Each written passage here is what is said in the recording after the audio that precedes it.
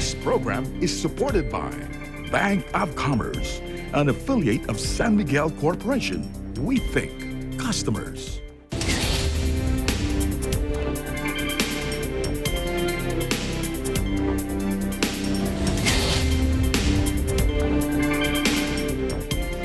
Hello, I'm Alma Angeles, and you're watching Eagle News International. On tonight's headlines. The Philippine Institute of Volcanology and Seismology, or PHIVOLCS, has recommended complete evacuation in some parts of Agoncillo and Laurel, Batangas as Alert Level 3, which is magmatic unrest for Taal volcano was raised Thursday afternoon. Residents of Lytton in Canada's British Columbia evacuated their mountain town as a wildfire races through. The WHO Regional Director for Europe, Hans Klug, says that Europe is seeing an increase in new cases of COVID-19 for the first time in 2 months.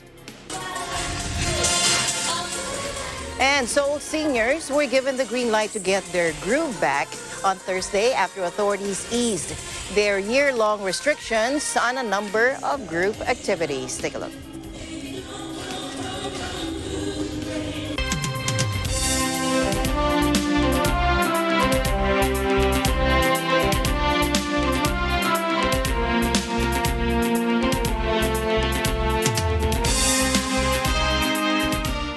First, the Philippine Institute of Volcanology and Seismology, or PHIVOLCS, said today it had raised Alert Level 3 over Taal volcano after it released a dark phreatomagmatic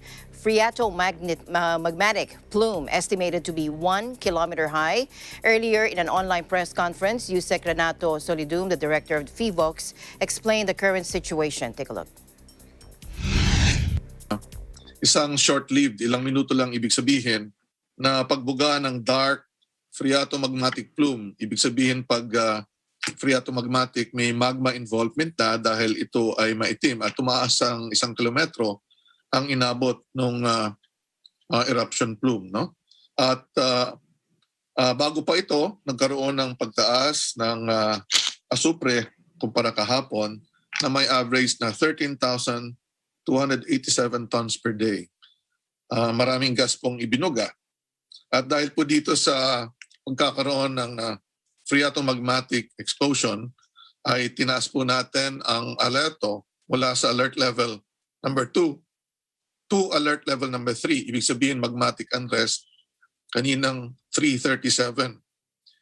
This means that there is magmatic intrusion at the main crater na pwede pong mag-drive ng succeeding eruption. So nag-recommenda po kami na yung Taal Volcano Island ay dapat walang tao at ang high-risk barangays ng Agoncillo at Laurel, Batangas ay mag-evacuate due to the possible hazards ng pyroclastic density current kung sakaling magkaroon pa ng explosion sa volcanic tsunami.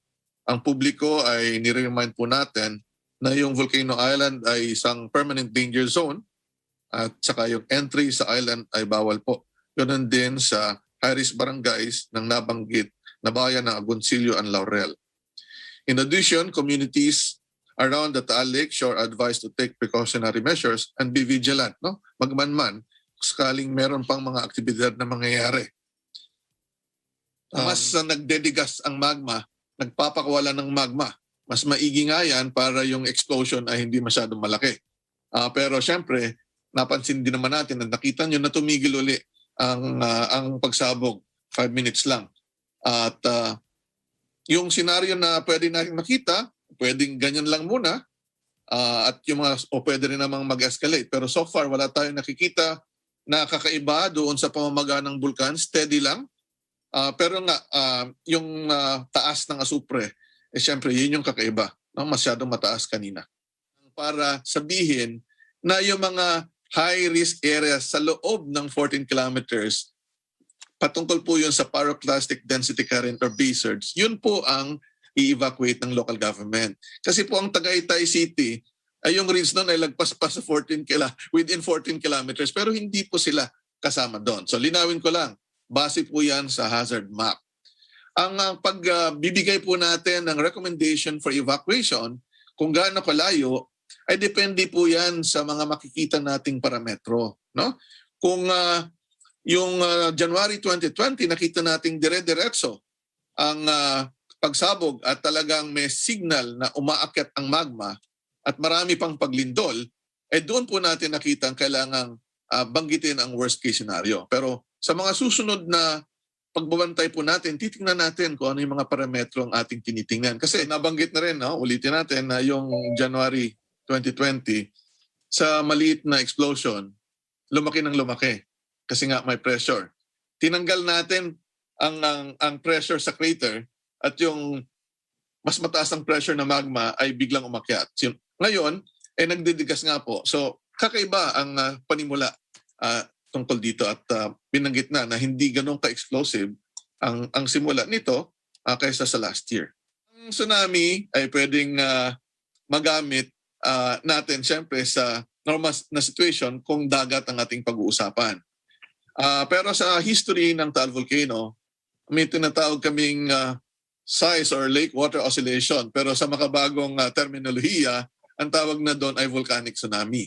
Nangyayari po yan kung merong pyroclastic density current, no? Na talagang bubuhos papunta doon sa isang gilid ng bulkan at madidisplace ang tubig. Paminsan, meron ding paggalaw ng tubig kung talagang may malakas na eruption na mangyayari sa Taal kasi nasa gitna siya ng parang ng tubig. Sabihin natin palanggana, inaalog mo. Magkakaroon ka ng kilos ng tubig. That will happen kung talagang may gano'n ng explosions. Thank you, sir. So, klaro natin po, no? Hindi masyado maraming lindol, sasabog pa rin siya. No? So, wala po namang direct relation yon kasi itong current episode, dumami nga yung lindol, mas marami pa ito kaysa last year. Pero hindi nangyari since February. Ngayon na lang yung explosion. Now, yung mga lindol na mararamdaman, ito yung binanggit na kanina na pag may bagong magma na umakyat galing sa deeper source, tulad nung kasagsagan ng eruption at pagkatapos, ay talagang merong mga lindol na mararamdaman. Yes, kasi binibitak niya yung mga bato, binabasag.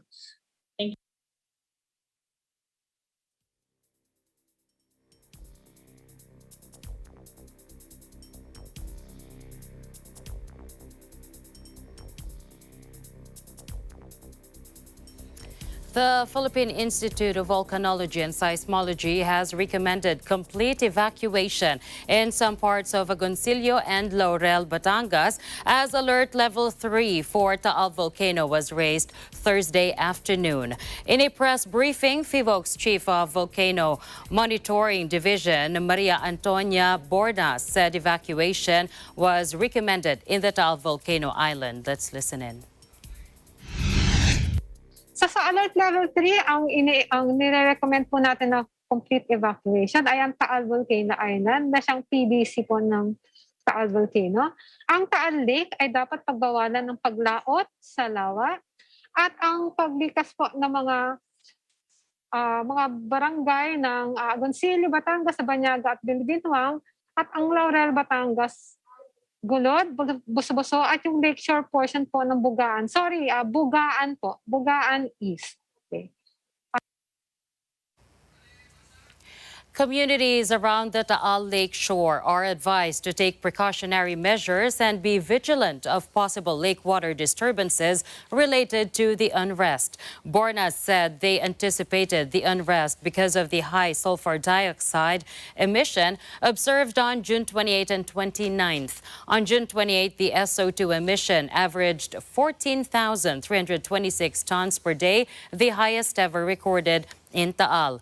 FIVOC's Director Renato Solidum Jr. said if the current unrest continues, they may raise the alert level to 4.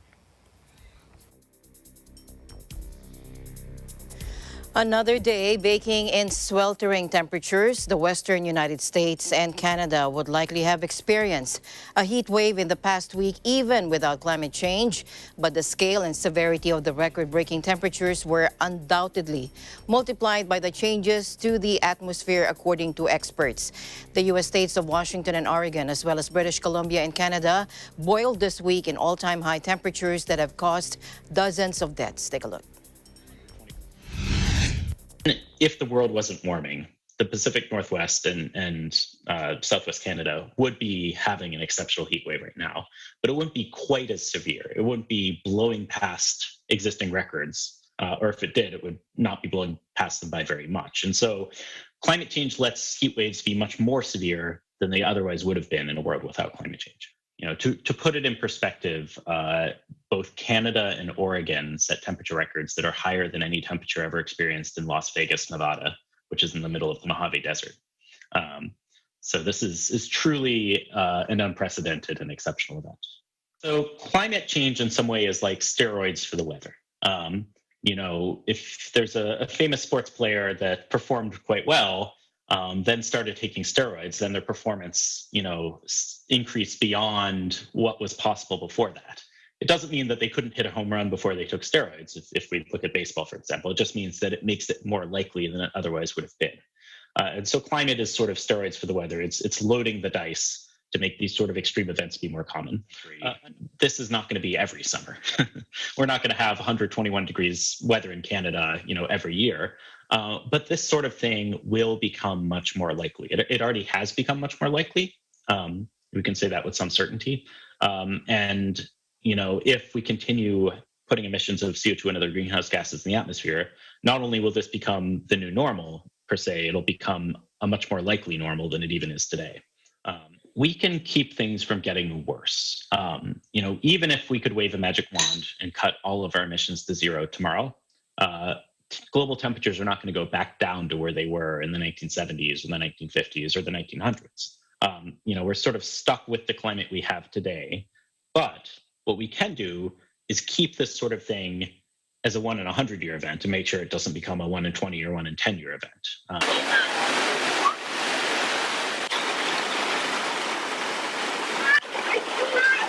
Canada set an all-time record on Tuesday in Oregon. Temperatures were higher than the maximum recorded in Las Vegas in the middle of Nevada's desert. And all this in a region with a normally temperate climate at this time of the year. The phenomenon causing the scorching heat is called a heat dome. Hot air is trapped by high-pressure fronts, and as it's pushed back to the ground, it heats up even more. The condition also prevents clouds from forming, allowing for more radiation from the sun to hit the ground. Now, residents of Lytton in Canada's British Columbia evacuate their mountain town as a wildfire races through.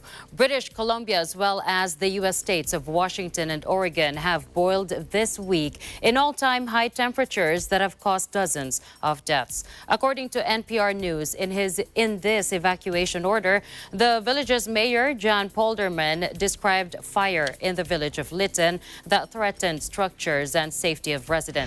Roughly 250 people live in the town, about 150 miles northeast of Vancouver. Scott Hildebrand, Chief Administrative Officer of the Thompson-Nicola Regional District, told the Vancouver Sun, "It happened so quickly that we're struggling to connect with everybody because power is down, cell phone lines are down. It's a tough situation." Citing British Columbia Wildfire Service Fire Information Officer Jessica Mack, the Vancouver Sun reported there were 4 clusters of wildfires in the region, totaling 16 individual fires. Much of Western Canada remains under heat warnings as the bubble of high pressure moves east, according to the country's Weather Service reports. Meanwhile, the World Meteorological Organization, or WMO, said a pressure cooker heat wave that's broken temperature records twice in 48 hours in the U.S. Northwest and Western Canada is being mirrored across large parts of the Northern Hemisphere. Again, let's listen in. An exceptional and dangerous heat wave is baking northwestern United States of America and Western Canada. This is obviously a part of the world which is more accustomed to cool weather. Temperatures are likely to reach as high as around 45 degrees Celsius by day for perhaps 5 or more days. So that's, very long spell, and with extremely warm nights in between. The all-time Canadian record was broken on Sunday with Lytton in the province of British Columbia recording 46.6 degrees Celsius. This smashed the previous record. Normally when you break a record, it's by a small margin. This smashed the previous record by a full 1.6 degrees Celsius. The current heat wave follows Less another... than 24 hours later, Lytton broke the record again. Yesterday it reached 47.9 degrees Celsius on Monday in Lytton. This, to be underlined, it's in the province of British Columbia. It's home to the Rocky Mountains, the Glacier National Park, and yet we're seeing temperatures which are more typical of the Middle East or North Africa. The heat is being caused by a atmospheric blocking pattern, so it means that these very high temperatures are concentrated over one particular area. And normally you have the jet stream, which is this fast, high-moving belt of wind, which moves these weather systems on. And it's not happening this time. So we've got, it's almost like a pressure cooker effect. You've got very, very, very high heat. It's not limited to North America. Other parts of the Northern Hemisphere also experiencing exceptional early hot summer conditions. Arabian Peninsula, Eastern Europe, Iran and the Northwest Indian continent, just to name a few areas. Western Russia has also been seeing very high temperatures. Now, the current heat wave follows another intensely hot period less than 2 weeks ago that baked the U.S. desert Southwest and California with hundreds of record highs. Other parts of the Northern Hemisphere have also been exceptionally early hot summer conditions, including North Africa, the Arabian Peninsula, Eastern Europe, Iran, and the Northwestern Indian continent. Daily temperatures have exceeded 45 degrees Celsius in several locations and past 50 degrees Celsius in the Sahara. Western Russia and areas around the Caspian Sea have also seen unusually high temperatures, the result of a large area of high-pressure Moscow sizzler. Temperatures in the Moscow region are also expected to reach mid-30s by day and remain above 20 degrees Celsius at night, while others, the WMO said, while areas nearer the Caspian Sea are expected to experience temperatures reaching mid-40 degrees Celsius and remain above 25 degrees Celsius. Yesterday it reached 47. In other news, U.S. comedian Bill Cosby was freed from prison today in a blow to the #MeToo movement after a U.S. court overturned his conviction for drugging and sexually assaulting a woman 17 years ago. The 83-year-old flashed the V sign outside his home near Philadelphia after leaving jail following a Pennsylvania Supreme Court ruling that he had been denied a fair trial. He did not answer reporters' questions. Cosby, who shattered racial barriers with his Emmy-winning role on I Spy in the 1960s, was convicted in 2018 of assaulting Andrea Constand at his Philadelphia mansion in 2004. But the judges wrote in a 79-page decision that a non-prosecution agreement between a former district attorney and Cosby over evidence he gave in a civil case meant the actor should not have been charged. Accusers of Cosby and supporters of the movement expressed anger at his release. Lawyer Lisa Bloom said she and the 3 Cosby accusers that she represents were disgusted that he is a free man today. Lawyer Gloria Allred, who represented 33 accusers of Cosby, said the Pennsylvania Supreme Court did not vindicate Bill Cosby's conduct. Take a look. And even though the court did overturn the conviction, it was on technical grounds. It did not vindicate Bill Cosby's conduct, and it should not be interpreted as a statement or a finding that he did not engage in the acts of which he has been accused. This must be devastating to many of the accusers, and my heart especially goes out to those who bravely testified in both of his criminal cases. It's over. As far as we understand it, the High Court vacated the conviction. discharged him, and thankfully they saw it the way that we saw it, which we always believed fully that he never should have been prosecuted because there was an agreement made. He relied on that agreement, and you can't have a system where prosecutors don't hold up to their words. We can't have a criminal justice system where prosecutors pull out the rug from underneath you because of politics. I've been involved in this case for 2 years. We said from day one, we just didn't think he was treated fairly, and that the system has to be fair. And fortunately, the Supreme Court agreed with us. And in an unusual move, they didn't remand for a new trial. They vacated and released him and discharged him. The case is over. So he has no conviction. Megan's Law will go away, and he has to move forward, with his life. Cosby served more than 2 years of a 3 to 10-year sentence for aggravated indecent assault and has always maintained his innocence. Although more than 60 women charged that they had been victims of sexual assault by Cosby, he was tried criminally only for Andrea Constant's assault since the statute of limitations had expired in the other cases. Cosby, who also starred as a dad and doctor on the hit TV series The Cosby Show in the 1980s, insists that the encounter with Constant, who was then a Temple University employee, was consensual. In other news, Donald Rumsfeld, the cocksure and unrepentant defense secretary who led the United States into war in Iraq and Afghanistan, has died, according to his family, announcing this today. He was 88. In charge of the U.S. military for most of the George W. Bush's presidency, Rumsfeld was stubborn and brash, famously dismissing widespread looting after U.S. troops captured Baghdad by quipping, "Stuff happens." Now, for millions who took to the streets to denounce the war in Iraq, Rumsfeld and Vice President Dick Cheney were emblematic of what was seen as excesses in Bush's war on terror, including the indefinite detention of suspects in Guantanamo Bay, Cuba, and the abuse of Iraqis by U.S. jailers at Abu Ghraib prison. Rumsfeld had clamored to remove Iraqi dictator Saddam Hussein, pushing soon after the fall of Afghanistan's Taliban to move into Iraq, where he suggested there were weapons of mass destruction and perhaps links to terrorist groups. Asked in 2002 about the lack of evidence, Rumsfeld gave perhaps his most memorable statement. He said, quote, "Reports say that something hasn't happened are always interesting to me because, as we know, there are known knowns and there are things we know, he said. And then he added, "We also know there are known unknowns. That is to say, we know there are some things we do not know. But there are also unknown unknowns. The ones we don't know, we don't know."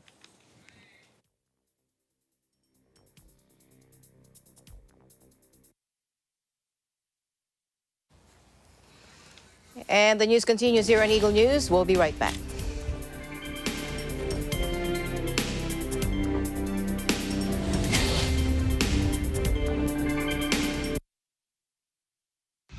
This portion is brought to you by North Luzon Express Terminal. Be my lady, just forget the past, it's time to mend your broken heart. No walls divide us now, so dry the tears in your eyes. Nothing can stop us now. I'll give you all that I have. Hello, mga ka-letters and music. Ako po si Benny Saturno, composer, record producer, at abangan niyo po ako sa aking mga likhang awit sa Letters and Music ngayong Sabado, July 3, 1 to 2 p.m. Dito lamang sa Net 25. See you all!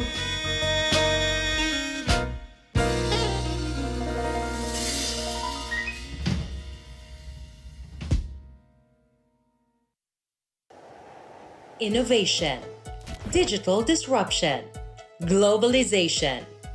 Startups, micro, small, and medium enterprises, as well as large corporations, all face interesting challenges in the market today.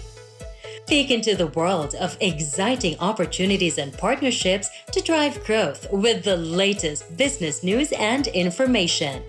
We are open for business. Your weekly dose of entrepreneurial inspiration to update you on the latest developments in the world of business.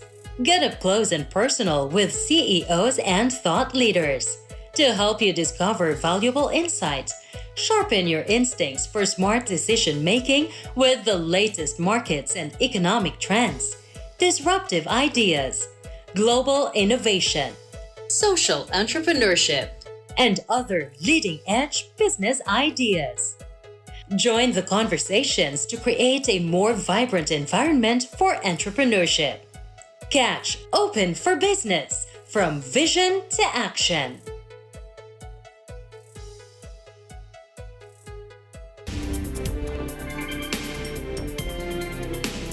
Welcome back to the news. The Delta variant of the coronavirus could be dominant in Germany in the next few days, meaning that current bans on most travelers from Britain or Portugal may be lifted, Health Minister Jens Spahn said Thursday.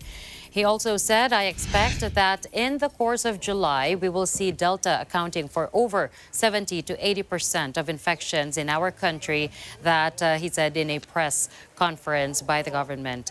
The Robert Koch Institute or Health Agency reported on Wednesday that the Delta variant, first identified in India, already accounted for 37% of infections in Germany the week to June 20. The variant is expected to account for at least half of all new infections by this week, according to experts. If the Delta variant becomes dominant in Germany, so-called coronavirus variant countries such as Britain and Portugal, from which most travel is currently banned, could be reclassified, according to Spahn. Meanwhile, the WHO Regional Director for Europe, Hans Klug, said that Europe is seeing an increase in new cases of COVID-19 for the first time in 2 months. Take a look. After 2 months of decreasing cases, now for the first time, we saw an increase in new cases of 10% during the last week, which not surprising. A 10-week decline in number of COVID-19 cases in the 53 countries in the WHO European region has come to an end. Last week, the number of cases rose by 10%, driven by increased mixing, travel, gatherings, and easing of social restrictions. A report by the EU's Disease Control Agency, or the ECDC, estimated the more contagious Delta variant could account for 90% of new cases in the EU by the end of August. And Mr. Klug also said that the Delta variant could become the dominant strain in WHO's European region, which is made up by 53 countries and territories, including several in Central Asia, by August. The regional director also said that the vaccine rollout was nowhere near where it needed to be to offer the necessary protection. Vaccines have been shown to also protect against the Delta variant, but a high level of protection requires 2 doses. In other news, Indonesian President Joko Widodo announces the rollout of emergency restrictions to Java and Bali to battle an alarming surge in COVID-19 cases as the Southeast Asian archipelago scrambles to avoid a collapse of its overwhelmed healthcare system. Take a look. Telah mendapatkan banyak masukan dari para menteri, para ahli kesehatan, dan juga para kepala daerah.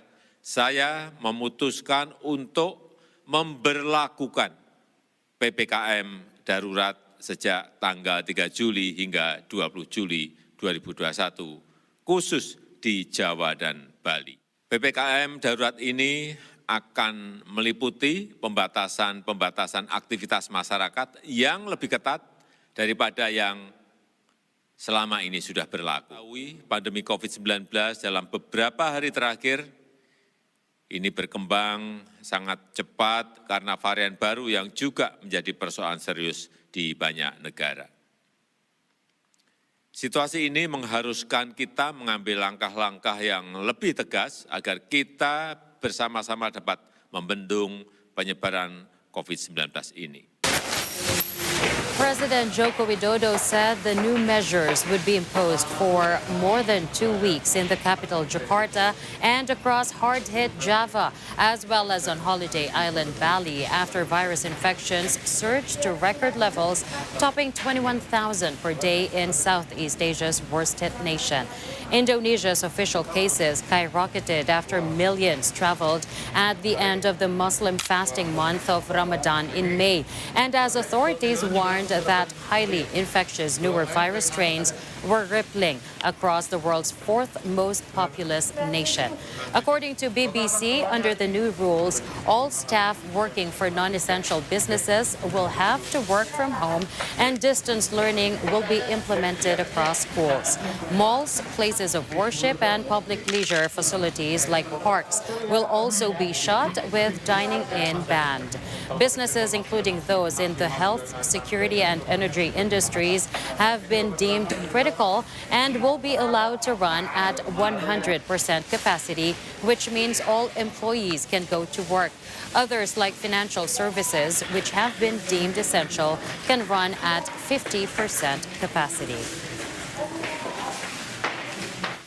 Meanwhile, in Bangladesh, the army and police are patrolling empty streets today as the strict week-long COVID-19 lockdown began, with people confined to their homes except for emergencies and to buy essentials. The government has said the South Asian nation of 168 million people is seeing an alarming and dangerous rise in cases, blamed largely on the highly infectious Delta variant. Hospitals are struggling, particularly in areas bordering India, where the strain was first detected. And some rural towns have recorded infection rates of 70% on the first day of the week-long shutdown. Dhaka's normally bustling streets were deserted as soldiers in military fatigues carried out their patrols and set up checkpoints.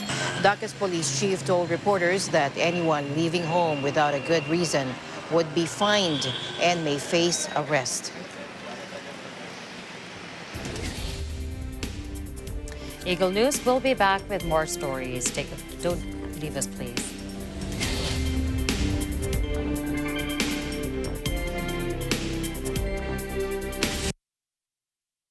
Bank of Commerce.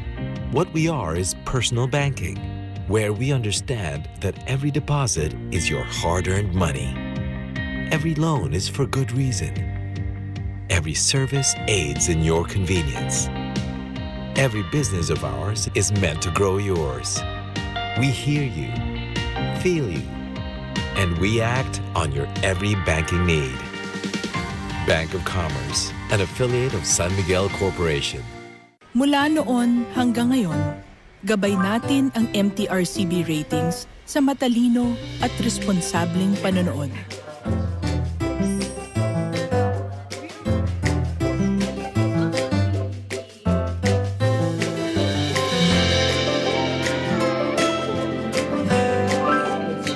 Sa tamang pagsunod sa MTRCB ratings, ginagawa nating ligtas at makabuluhan ang panonood ng bawat miyembro ng pamilyang Pilipino.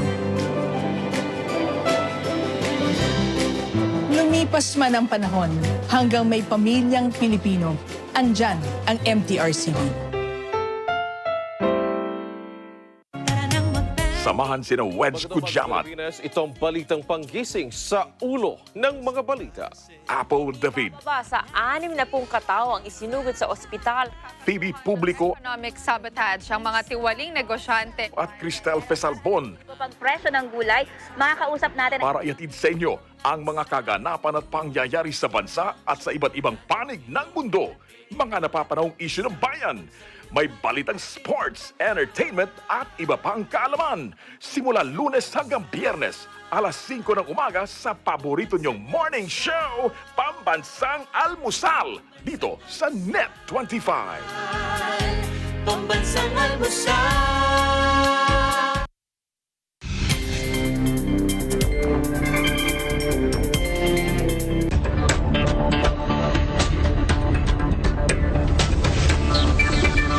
Welcome back to the news. UK retail sales dropped 1.4% in May as people ventured out to spend money at restaurants instead of buying food in the supermarkets. Here's Kathleen Eusebio for the report. British retail sales fell last month on easing lockdown curbs as people dined in restaurants instead of buying food at supermarkets, data showed Friday. Food stores were the hardest hit, with sales sinking 5.7% as Britons took advantage of reopening hospitality. Dominic Gowdy, head of international trade of UK Food and Drink Federation, issued a statement. Let's listen in. In the first 3 months of the year, we've had quite severe impacts on our exports to the EU. Exports are down nearly 47% over those first 3 months. And businesses have seen a drop in their sales to the EU, working at about £2 billion when you compare it to the same period in 2019 before the COVID impacts. So the impacts of COVID have meant that about 10 to 15% of exports have disappeared because of the closure of hospitality industries. But then on top of that, about another 30% is down to the impacts of the new relationship in trading with the EU. Businesses face a lot more paperwork, and it's just much more challenging to get goods into the EU. And one of the big problems is for short shelf life products, the sorts of delays that businesses are facing are quickly translating into customers looking elsewhere for their product. Under the phased reopening of Britain's battered economy, bars and restaurants restarted outdoor dining in April and indoor services in May. According to capital economic analyst Paul Dales, instead of eating every meal at home, as we all did during lockdowns, we were able to dine outside at cafes or restaurants. Overall, UK retail sales in April and May were nevertheless 9.1% higher than the pre-pandemic level in February 2020. The UK also reopened non-essential retail in April, allowing the broader British economy to recover further from the pandemic fallout on the rapid vaccines rollout. The economy is now expected to fully reopen on July 19 after the government this week delayed the date by 4 weeks due to surging Delta infections. Britain's business lobby predicted Friday that the economy is on course to reach its pre-COVID level by the end of 2021. The Confederation of British Industry, the nation's biggest employers organisation, now expects the economy to surge 8.2% this year and 6.1% in 2022. The COVID-ravaged economy had collapsed by almost 10% last year, in Britain's biggest slump in 3 centuries and the worst performance among the G7. Brexit worries also worsened after Britain formally exited the EU single market at the start of 2021.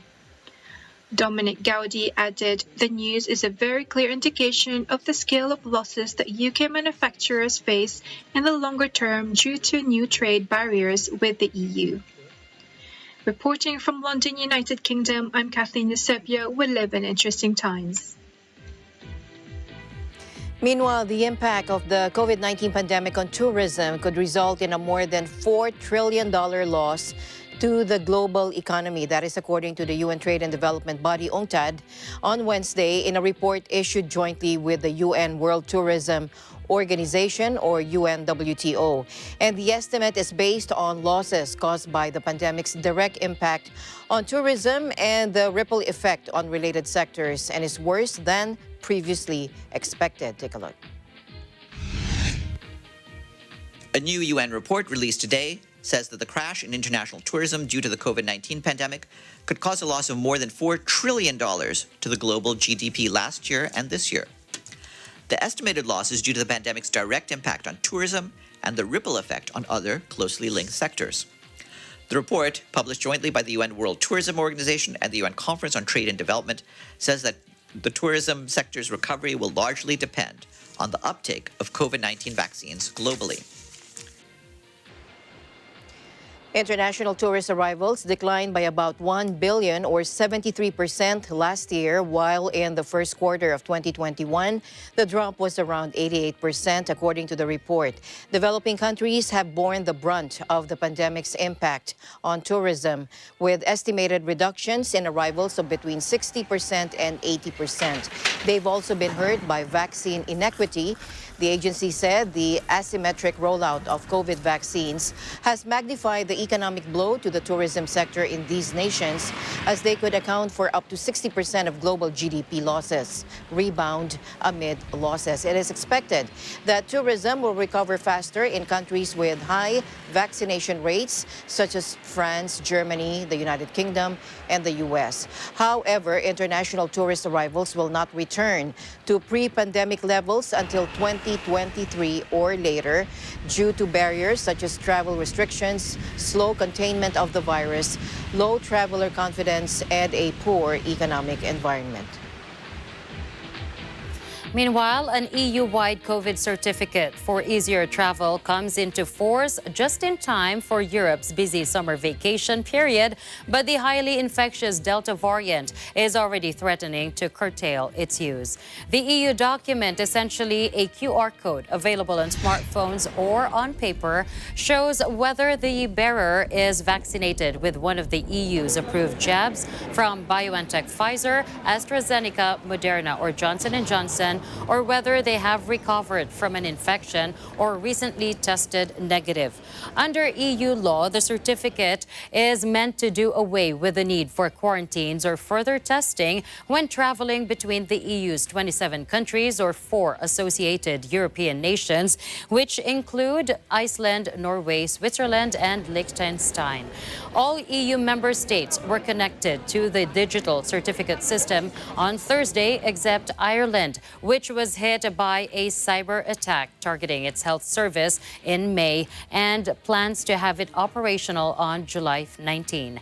This week, Portugal, Spain, and Malta all abruptly increased restrictions for travelers from the UK, although the three said they would accept fully vaccinated Britons. Airlines grouped together in an umbrella lobby group, A4E, have expressed worries that an inconsistent approach among EU countries in vetting the EU COVID certificate could create lengthy lines in airports with the potential to create new health hazards. They called for the certificates to be checked online before travelers even arrived at the airport. In other business news, Nissan launched plans Thursday for a vast battery gigafactory in northeastern England, where it will manufacture a new electric vehicle as companies and governments accelerate away from fossil fuel cars. Take a look. Through energy storage, the microgrid will show what is possible for second life batteries at the end of a car's life. The second life batteries will store excess energy generated during daylight hours for use later on. By the end of 2023, we will have a 100% electrified lineup on all of our passenger vehicles in Europe. That's 7 years ahead of the ban on new petrol and diesel cars in the UK. It is a partnership programme that will place Sunderland at the centre of electric vehicle production in Europe, creating jobs and prosperity for this powerhouse region and supporting the low carbon ambitions of all the partners. Thank you, Alain. Good morning, everyone. Now, Prime Minister Boris Johnson hailed the post-Brexit investment totaling €1 billion or £1 billion, which is set to create 6,200 jobs as a major vote of confidence in the UK. Nissan's Chinese battery supplier Envision AESC will invest £450 million to build a battery plant that will be run on renewable energy and power up to 100,000 Nissan electric vehicles per year. The facility, which will be built next next to Nissan's largest European factory in Sunderland, was hailed as key to the UK's transition away from fossil fuel vehicles. And the news comes just days after Nissan's French partner Renault unveiled plans for a Chinese-owned battery factory in France on Monday as global car makers race to meet booming demand for greener transport and governments target net zero carbon emissions by 2050. Nissan is to spend up to £423 million on an all-electric vehicle, while Sunderland City Council will help to bring the total amount of investment up to £1 billion. Nissan, which had warned that a no-deal Brexit would threaten its 35-year-old Sunderland factory, said the new investment represents 6,200 jobs at the Japanese group and its UK suppliers. And there will be 900 new Nissan jobs and 750 new Envision AESC jobs.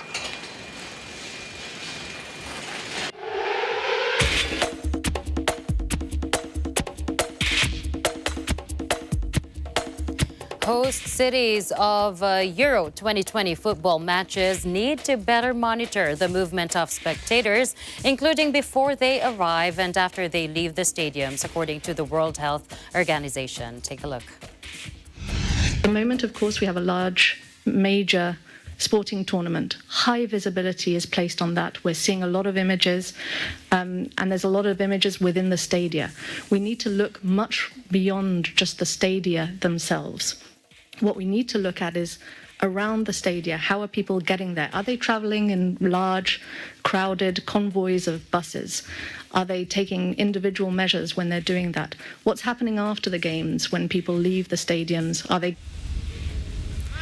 The British capital is due to host the semi-finals and final of the tournament next week, while the Russian city will host the quarter-final between Switzerland and Spain on Friday.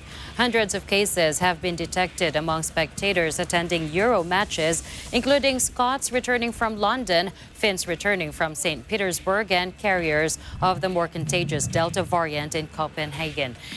She also added that it was also important to look at what was happening after the games, for instance, if fans gathered in crowded bars. And in NBA action, Chris Paul erupted for 41 points to lead the Phoenix Suns into the NBA Finals on Wednesday, with the series clinching 130-103 victory over the Los Angeles Clippers.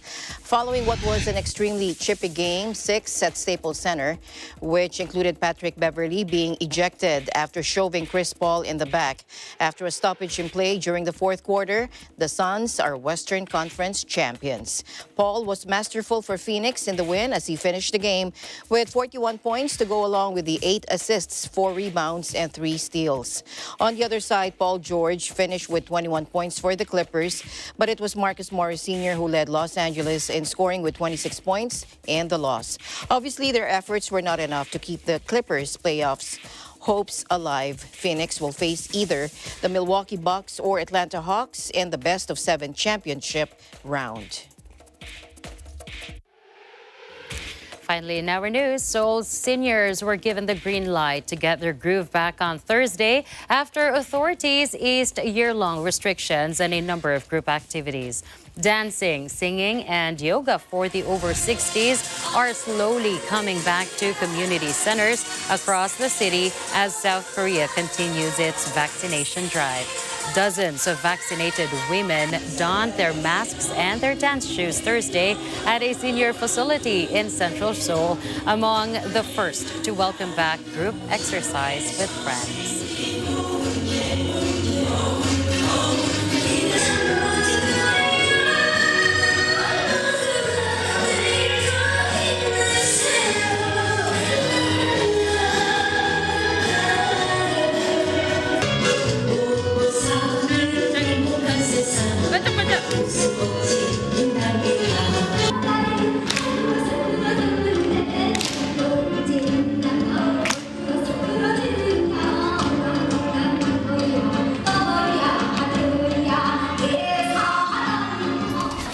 Good for them. At least they get to exercise. I know. I don't. That's a flash to our future. Well, it's nice that we prioritize the seniors because they must feel bad not being able to get out of their houses for a very long time. True. They need that. That's it for tonight's broadcast. Thank you so much for joining us. I am CJ Hero. We'll see you again tomorrow. And at the end of the day, there remains so much more to be grateful for. We'll see you back tomorrow. I'm Alma Angeles, and we live in interesting times.